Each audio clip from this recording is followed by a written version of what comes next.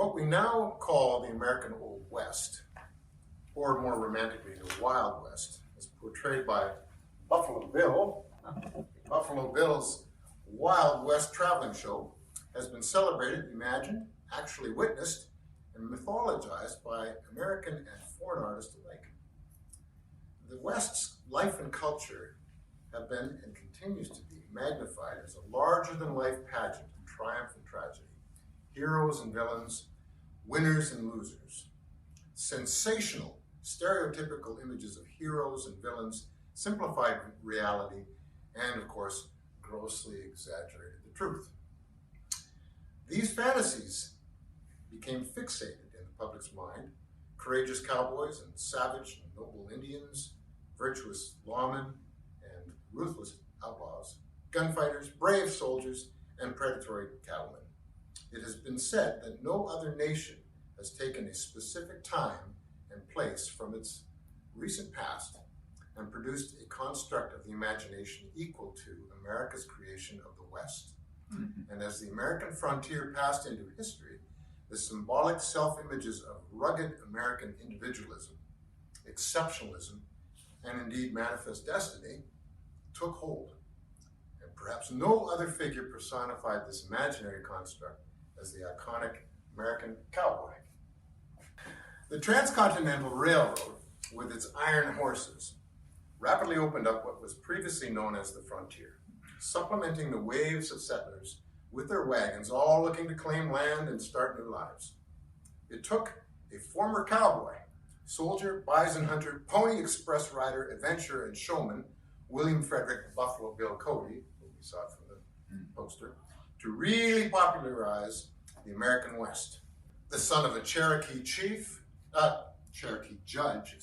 in Oklahoma, trick roper and rider Will Rogers became the leading humorist of the 1920s in representing the wisdom of the common man. And of course, he became syndicated.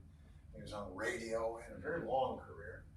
And he sort of rode that wave of cowboy interest all the way to basically the Depression. Elite Eastern writers and artists of the late 19th century also jumped the bandwagon in promoting and celebrating Western lore. Upscale national magazines such as Harper's Weekly featured stories about the West with illustrations and produced paintings by such artists as Frederick Remington, Charlie Russell, and others. President Theodore Roosevelt himself rode the wave and as a Rough Rider constructed his famous doppelganger as a Western historian, explorer, hunter, rancher, and naturalist. Mr. Roosevelt as a cowboy. Yes, in the president's work, Ranch Life and the Hunting Trail, the author pays the following tribute to the Rough Rider of the Plains. Brave, hospitable, hardy, and adventurous, he is the grim pioneer of our land. This is Teddy in what year? This is about 1890, I believe. And it was illustrated by the Ranch Life and the Hunting Trail by Remington. He's a lot thinner in that picture Yes, than when he was a president. Yes, pre-president. yes, Yeah. indeed. Yeah. Okay. For Roosevelt,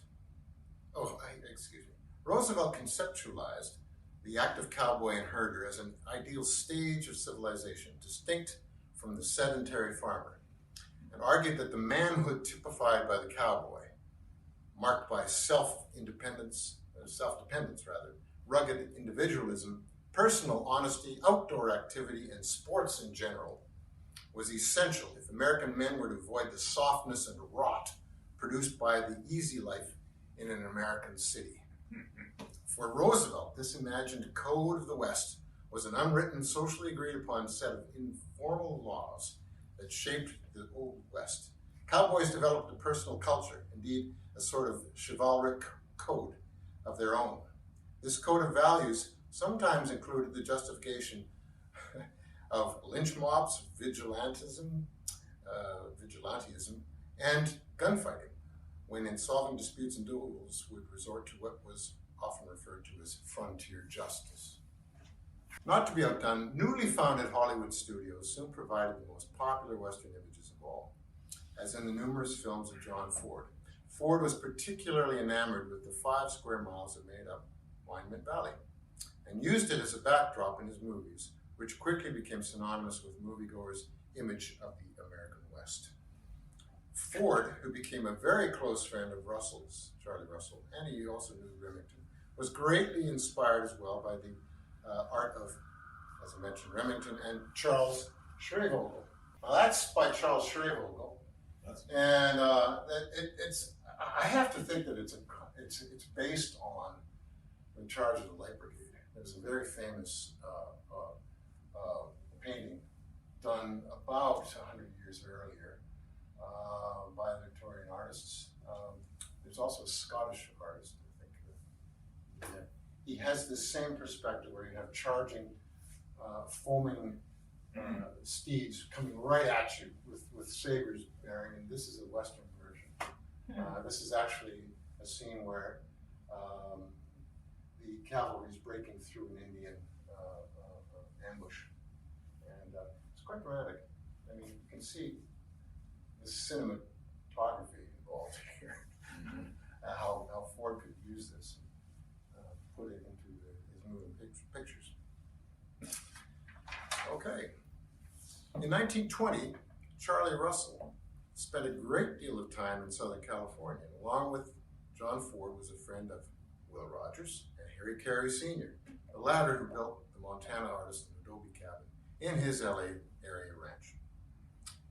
Following in the artistic footsteps of the popular Old West landscape artist explorers Albert Bierstadt, who I mentioned earlier, Thomas Moran, George Caleb Bingham, and Alfred Jacob Miller, what I refer to as the cowboy art of the West has 2 main stalwarts that championed its foundation of over 140 years. Those individuals are the Montana cowboy, called Charles Marion Russell, or Kid Russell, and the New York equivalent, Frederick Remington. Both Russell and Remington originated from down east. But while Russell left New Jersey at age 16 in 1880 to settle and work out west, Remington left Yale for Montana at age 20 in 1881, but traveled back and forth from the West to New York for both his marriage and his career. Is that a great face? I mean, that is just... That's Remington? That's Charlie Russell. Oh, that's Charlie I'll Russell. start with Charlie Russell, yeah. The Montana cowboy. Is he part Indian? Nope. Could be. Looks like he could be. Yeah, he could be. It looks like Toronto. Strong nose. Mm-hmm. Doesn't look High like he's cheekbones. comfortable in a suit. Yeah, you're right. Maybe that's why the frown. That's right. Okay. Charles Marion Russell. 2 quotes. Guard, protect, and cherish your land, for there is no afterlife for a place that started off as heaven. And any man that can make a living doing what he likes is lucky, and I am that. Charles Marion Russell, he was born in 1864, died in 1926, created more than 2,000 paintings of cowboys, Native Americans, and landscapes set in the western United States and in Alberta, Canada, where I'm from. In addition to bronze sculptures. Self-taught, he produced over 4,000 works of art, including oil and watercolor paintings, drawings, and sculptures in wax, clay, plaster, and other materials, some of which were cast, of course, in bronze. He is known as the cowboy artist, who is also very much a storyteller and an author. He became a champion and advocate for Native Americans in the West, supporting the bid by landless Chippewa Indians to have a reservation established for them in the state of Montana. And in 1916, Congress eventually did just that and passed legislation to create the Rocky Point Reservation. Yeah. Charlie Russell was born in St. Louis, Missouri, and where he sketched, made clay figurines of horses as a boy, and learned how to ride early on a renowned Civil War horse, evidently named Great Britain. Russell's family was prominent in the St. Louis area, his father owning the Oak Hill Fire Brick and Tile Works. And despite his father's dreams of his son taking over the business someday, Russell ran away from home at age 14, returned to attend a New Jersey military school. Father decided, well, you need some discipline in your life, but he only lasted a couple of weeks. and then left home for good at 16 to work at a sheep ranch with Jake Hoover, a Montana hunter, trapper, and rancher who became a lifelong friend of Russell's. After a short final return visit in 1882 to see his family in Missouri again, Russell returned to live and work in Montana for the rest of his life. An actual cowboy. He was self-taught, by the way. Never went to school to learn the formalities, the techniques of art. It's incredible. He worked as a ranch cow puncher and documented the harsh Montana winter of 1886-87 in a number of watercolors. The story goes that when asked by the ranch owner how the cattle herd had weathered the winter, the foreman replied with a postcard-sized watercolor that Russell had just painted of a gaunt steer being watched by hungry wolves under a gray winter sky. Wow. It's a little postcard. With the caption, "Waiting for a Chinook." Do you know what a Chinook is? A wind? It's a warm wind that comes down from the mountains, usually from the Rockies, and melts everything in sight, just like what we're going through now. The watercolor was then widely circulated around Helena, Montana, and new commissions quickly followed. Beginning in 1888, Russell spent a period living in Alberta, Canada, with the Blood Indians, members of the Blackfeet Nation.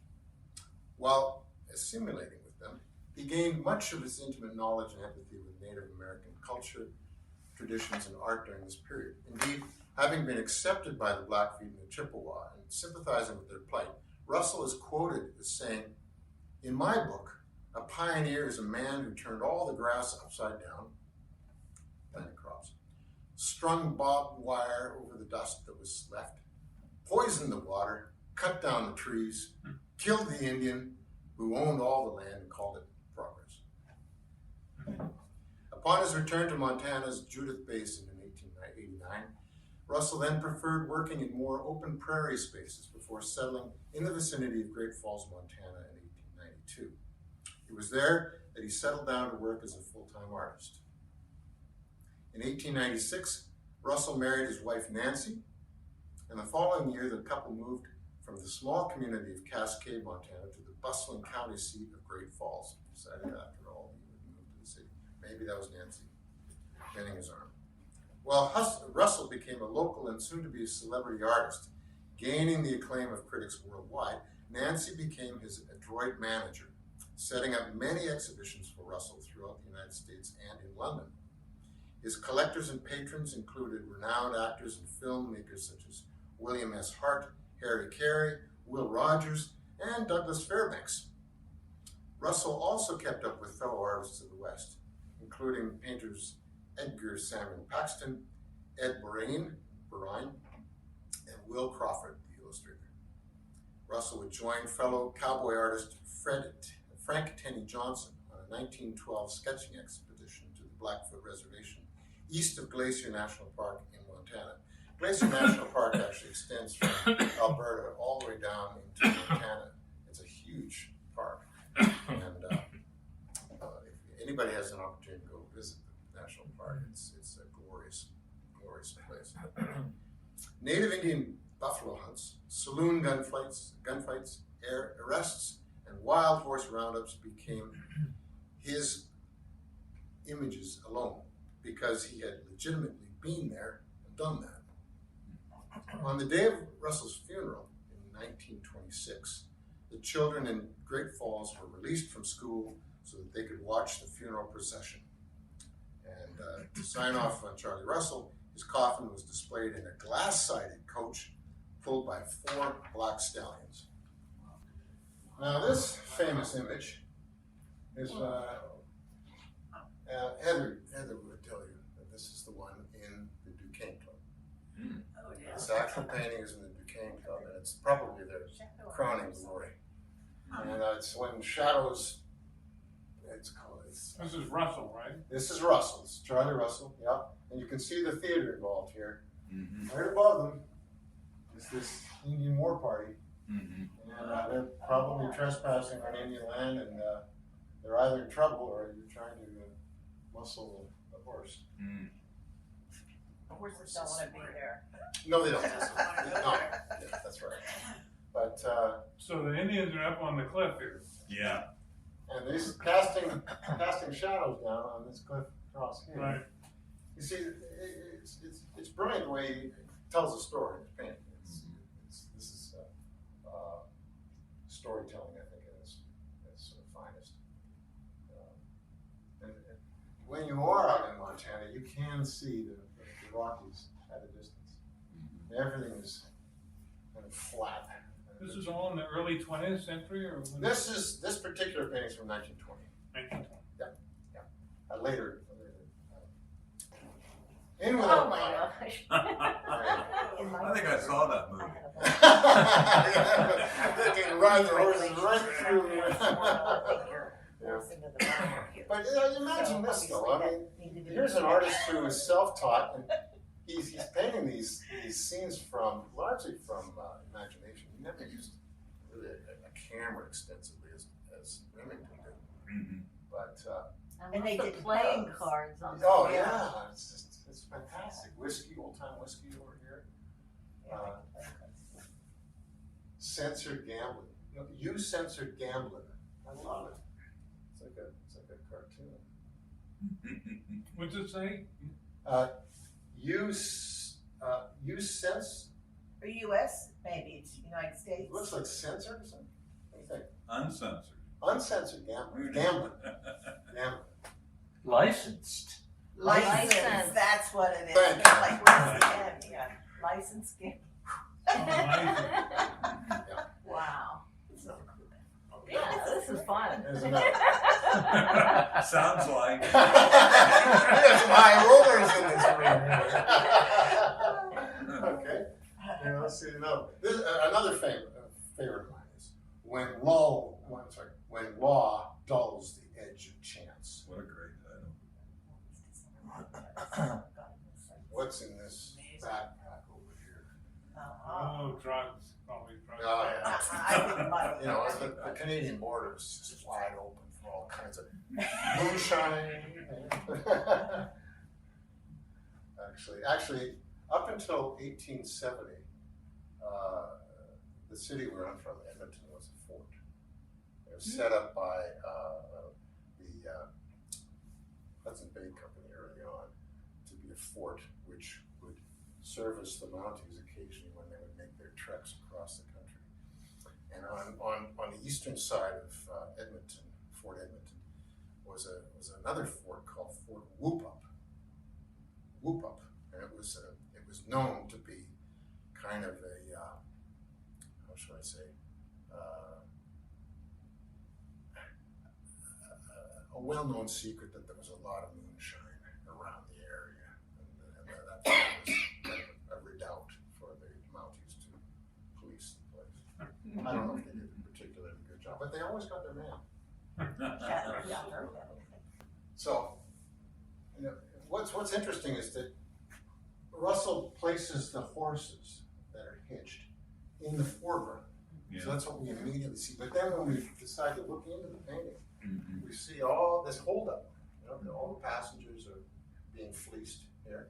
Here's Carson holding the driver at gunpoint, and this is a late afternoon, early evening.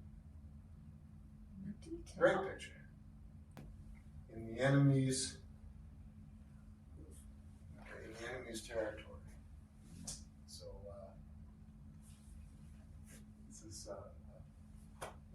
this is painted from. You have to wonder how long it took him. I mean, look at every grass And blade. these are large paintings. I mean, in Europe, they would say this is monumental history painting. So if you're a historical painter, you would have that level of detail and you're telling a story. What would the size of that be, roughly what we're looking That at? a little larger. A little A larger. little larger, yeah. Wow. Didn't you say he did 4,000 works? He did. A lot of drawings, a lot of etchings. 4,000.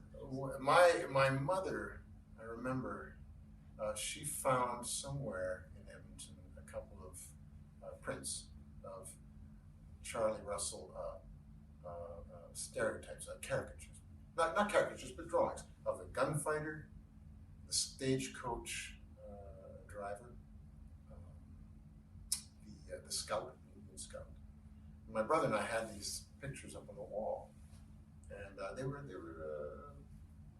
probably works that had taken Russell maybe 45 minutes to draw. Spectacular. It's individual figures. And they were very, very loosely drawn, but exquisite detail. That's the sort of contrast. Of course, he was so sympathetic to the various Indian nations out west that he could get away with this kind of detail. Doesn't look like a cowboy artist. No, he doesn't. Yeah. It's a quote, "I knew the wild riders and the vacant land were about to vanish forever. I saw the living, breathing end of 3 American centuries of smoke and dust and sweat." Remington was born in Canton, New York in 1861, was the most successful Western illustrator in the golden age of illustration at the end of the 19th century and the beginning of the 20th century, so much so that other Western artists, including the lesser known at the time, Charlie Russell and Charles Sewickley, the guy who painted The Charge, coming straight at you, those artists were referred merely during Remington's life as members of the School of Remington. Remington's family background was fairly illustrious. His maternal family of French Basque ancestry came to America in the early 1600s, and they founded Windsor, Connecticut. His family was apparently related to George Washington, and his ancestors fought in the French and Indian War, the American Revolution, and the War of 1812. His father was a Union Army colonel in the American Civil War, a newspaper editor and postmaster, and staunch Republican in local politics. Remington was also a cousin of Eliphalet Remington, the founder of the Remington Arms Company, apparently America's oldest gunmaker. So he's related. And he's pretty proud of that fact. Remington was an only child of a marriage who received constant attention and approval. He loved to hunt, swim, ride, and go camping, and make drawings and sketches of soldiers and cowboys at an early age. But he was also a poor student, particularly in math, which did not bode well for his father's ambitions for his son to attend West Point. The Remingtons moved to Ogdensburg, New York, where Frederick was 11, and he attended Vermont Episcopal Institute, a church-run military school where his father hoped would lead to his son's military career, just like what Charles Russell's father wanted from his son. This is where Remington took his first drawing lessons. He then transferred to another military school where he enjoyed making caricatures and silhouettes of his classmates. "I never intended to do any great amount of labor.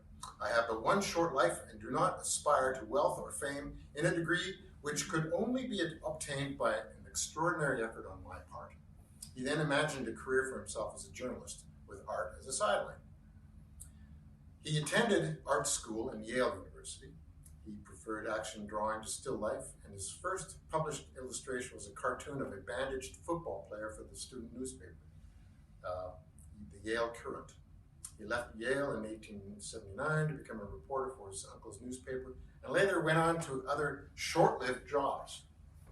Living off his inheritance and modest work income, Remington refused to go back to art school, and instead, at 19, he made his first trip out west, going to Montana as a traveling tourist to authentically see the vast prairies, the shrinking bison herds, the cattle roundups, and the last major confrontations of U.S. cavalry and Native American tribes.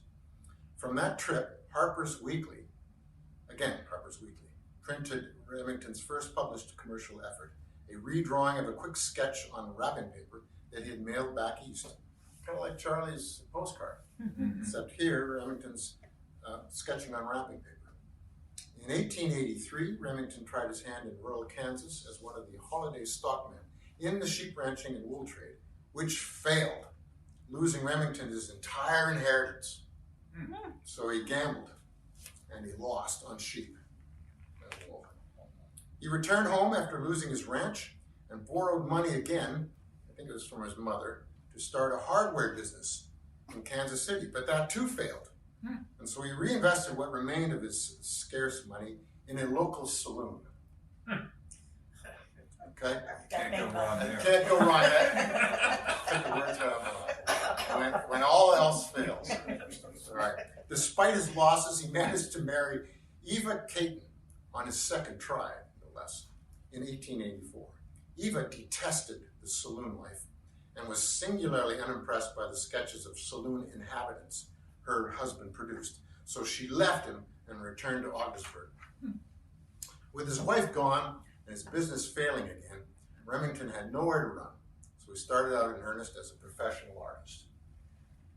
After some initial success, he was able to reunite with his wife and move to Brooklyn, New York, where he began serious studies at the Art Students League in the city. He submitted Western-themed artworks for publication with Collier's, Harper's Weekly, the Outing magazine. This was the golden age of publications like this. In 1886, Remington was sent to Arizona by Harper's Weekly as an artist correspondent to cover the government's war against Geronimo. A trip to Canada, again, in 1887 produced illustrations of the Blackfoot, the Crow Nation, and the Canadian Mounties, which were eagerly enjoyed by the reading public. Later that year, Remington received a commission to do 83 illustrations for a book by the 29-year-old Theodore Roosevelt, Ranch Life and the Hunting Trail. Wow. Remember that slide we showed? Yeah. Ranch Life and the Hunting Trail. Boy's Own. To be serialized in Century magazine. This assignment gave Remington's career a big boost and forged a lifelong connection with Roosevelt. But despite Roosevelt's great admiration for Remington, he never published or he never purchased a Remington drawing or a painting. Oh. Thankless. Remington's rising status as the Western artist to watch was solidified when he managed to win a second-class medal at the Paris Exposition in 1889. Harper's Weekly then launched a massive promotional campaign for Remington, hyping that he draws what he knows and he knows what he draws. As a bona fide cowboy and Indian scout. A lot of hyperbole here. He's a New Yorker, but yeah, I guess he was a bona fide Indian scout. Remington held his first one-man show in 1890, which was well received, and his personality and Wild West hyperbolic reputation proved attractive to his new public. He soon became a fixture in Eastern artistic circles, and the social whirl soon led to obesity problems and drinking issues that plagued him for the rest of his life.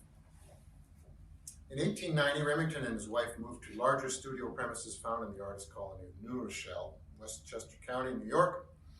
And like Charlie Russell and his manager wife, Nancy, Remington's skill as his own businessman was very equal to his artistry in running his financial affairs. He was the consummate publicist and promoter of his own art, keeping detailed notes and insisting that his originals be handled carefully and returned to him in pristine condition without editor's marks so that he could sell them on. So he was very careful that there was no wasted effort involved with his portfolio. Remington's growing national and international fame also made him popular with the Army, who invited him out west again as the soldier artist to produce portraits in the field to be published again in Harper's Weekly. Officers, many with political aspirations, desired to see their exploits against Apaches and Comanches published in the very best promotional light possible. For example, Remington arrived on the scene just after the 1890 massacre of Wounded Knee on the Pine Ridge Indian Reservation in South Dakota, in which, footnote here, 150 Sioux, mostly women and children, were killed, and reported the event as the Sioux outbreak in South Dakota, having hailed the Army's heroic actions against the Indians. So you can actually hold him up in comparison to his rival Charles Russell. Say one's more sympathetic to the subject matter, having lived out in the very reservations that he painted. And then you have Remington, who's got his ear to the ground, particularly with his patrons, painting what his patrons wanted. His favorite subject for magazine illustration was now military scenes, although he admitted, cowboys are cash for me. Throughout the 1890s, Remington took frequent trips around the US, Mexico, and abroad to gather ideas for articles and illustrations. But his military and cowboy subjects always sold the very best. Remington wrote, "My drawing is done entirely from memory. I never use a camera now. The interesting never occurs in nature as a whole, but in pieces. It's more what I leave out than what I add." Remington became one of the first American artists to illustrate the true gait of the horse in motion. Just an interesting sidelight here, along with Thomas Eakins. This was all validated by the famous sequential photographs of Edward Muybridge. A horse galloping.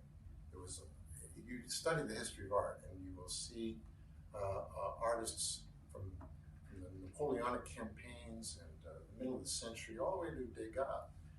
They would paint horses with their legs splayed out like this. And no one actually could study the galloping gait of a horse and do it properly or effectively until Remington and evidently Thomas Eakins came along. And of course, Muybridge, who was a Welsh photographer who broke up his film into the plates that you could actually see the galloping legs of the horse. Previously, horses in full gallop were usually depicted with all four legs pointing out like hobby horses. The galloping horse became Remington's signature subject, which was copied and interpreted by many Western artists who followed him to adopt the correct anatomical motion.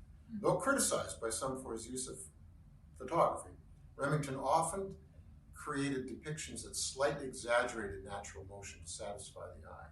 He wrote that the artist must know more than the camera.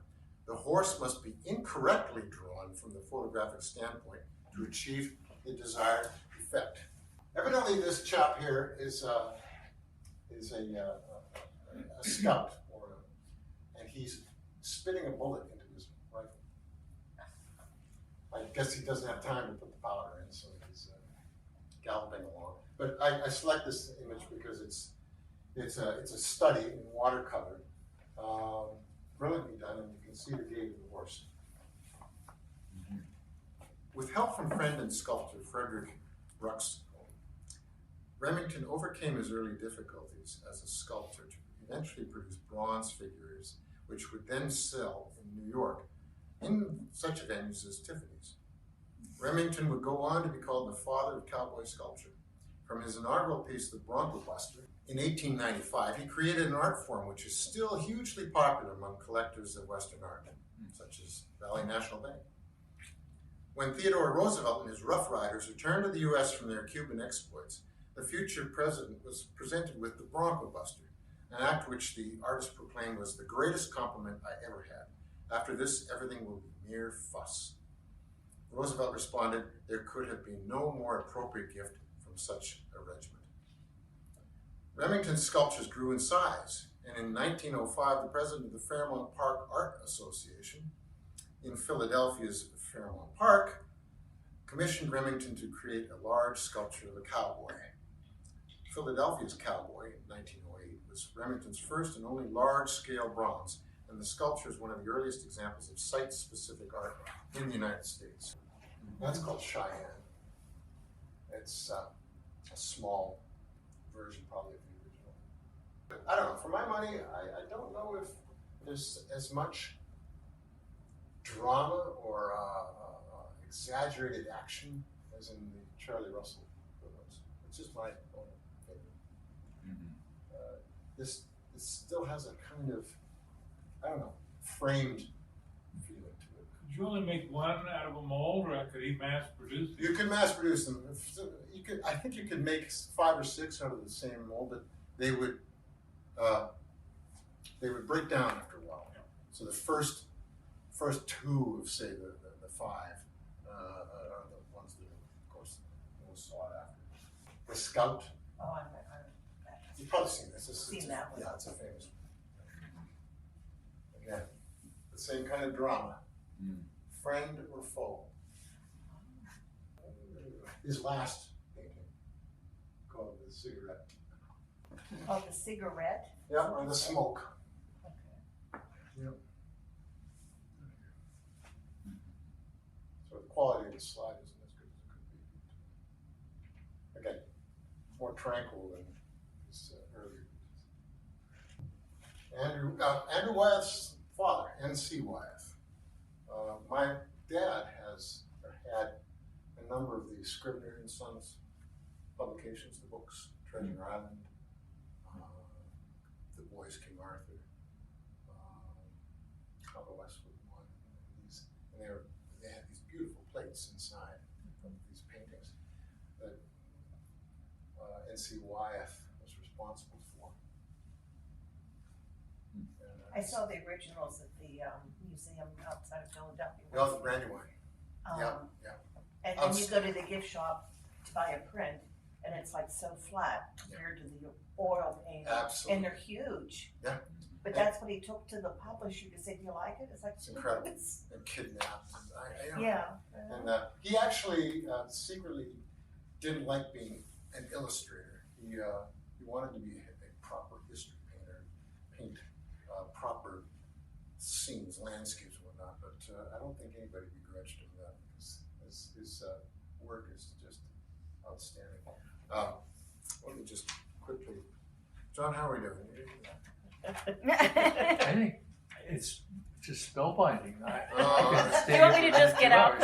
I'll just get the cookies out. Go get, and we can just keep going. Eat cookies and look at Cowboys. Yeah, that's right. Yeah. I'll speed along here. I'll finish it. So, although not a full-time cowboy artist, Newell Convers Wyeth, 1882 to 1945, was the famous father of Andrew and Jamie and the Wyeth siblings.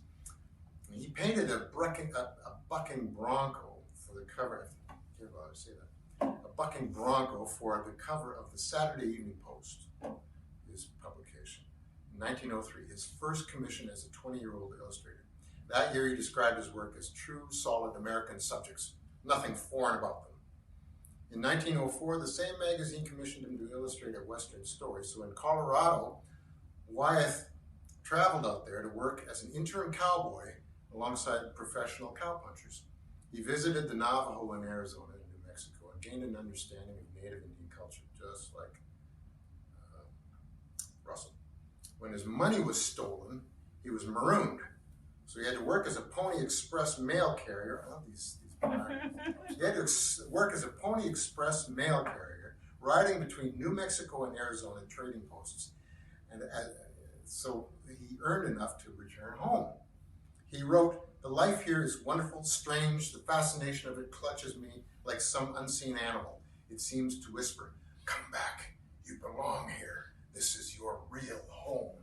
And this is coming from a Bostonian. There's New England and German. This is actually coming home for lunch.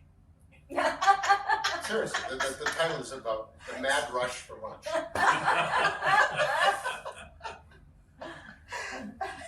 I kid you not. Another bucket of Bronco. Cream of wheat. Oh, matches your socks. So he couldn't bring himself to put whiskey in there. It's cream of wheat. That's what you need.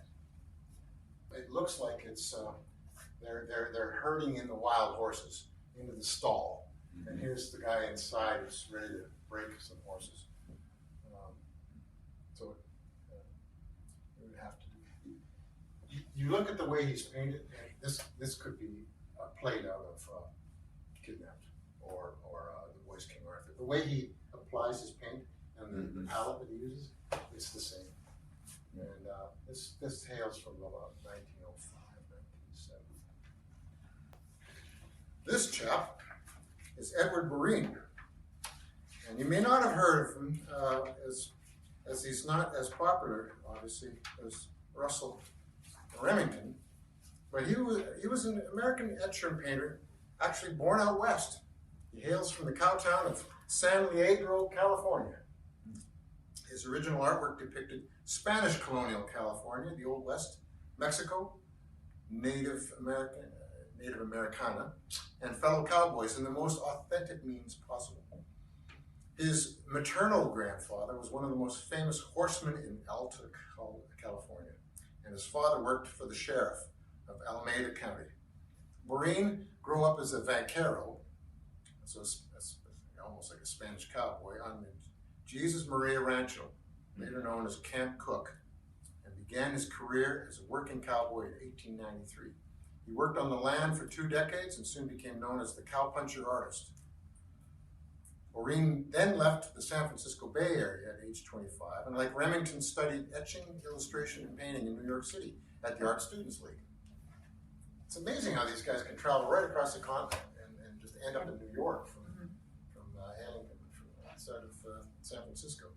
Never feeling at home in New York, he moved back with his wife to Santa Barbara in 1921, where he maintained a studio and taught art at the Santa Barbara School of Art until his death from a heart attack in 1945. He also was acquainted with Theodore Roosevelt, as they all were, and maintained a close friendship with Will Rogers. Surprise, surprise. He also became close friends, with Charles Marion Russell. According to the Los Angeles Times, the three formed a triumvirate which depicted with picture and legend the West before the days of the fences. There's another etching. That's the Buckaroo Trail. You know your Western novels. Just outside of New Mexico, Utah. The Buckaroo Trail. These hoodoos. Okay, we've got 2 other mentions, honorable mentions. The illustriously named Solon Hannibal de la Motte Borglum was an American sculptor noted for his depiction of frontier life experiences with cowboys and Native Indians. The younger brother of Gutzon Borglum and uncle of Lincoln Borglum, the 2 men most responsible for the creation of the carvings at Mount Rushmore. That's where I know the name. Borglum. Yeah. When Solon was 3, his father moved to St. Louis to attend medical school. Solon was to grow up and spend his early years as a rancher in Fremont, Nebraska. Following his formal, very brief art training in Omaha, he moved about in California before settling in Cincinnati, Ohio, where he entered the Art Academy there. The Art Academy then, in 1898, awarded Borglum a scholarship that allowed him to go to Paris, where he matriculated at the Académie Julienne and met leading sculptors Emmanuel Fremier and Augustus Saint-Gaudens. He then moved back to New Canaan, Connecticut, married in 1898, and he and his wife Emma spent the summer in 1899 at the Crow Creek Reservation in South Dakota. Although he was to finally live both in New York and for a brief spell in Paris, he achieved reputation as one of America's most notable sculptors. And his sculptural depictions of Western frontier life form the crux of his reputation.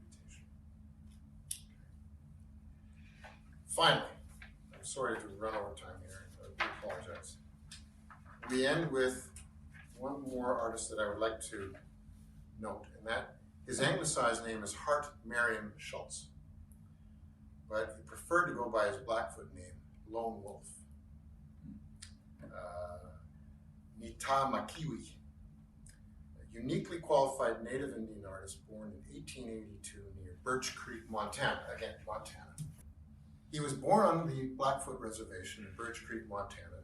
Most of his professional work was completed in either Arizona or Montana, and he would spend his summers in a teepee studio in Montana and his winters in the somewhat warmer climes of Arizona. Lone Wolf was the first Native American to achieve national recognition as an artist, creating over 500 paintings.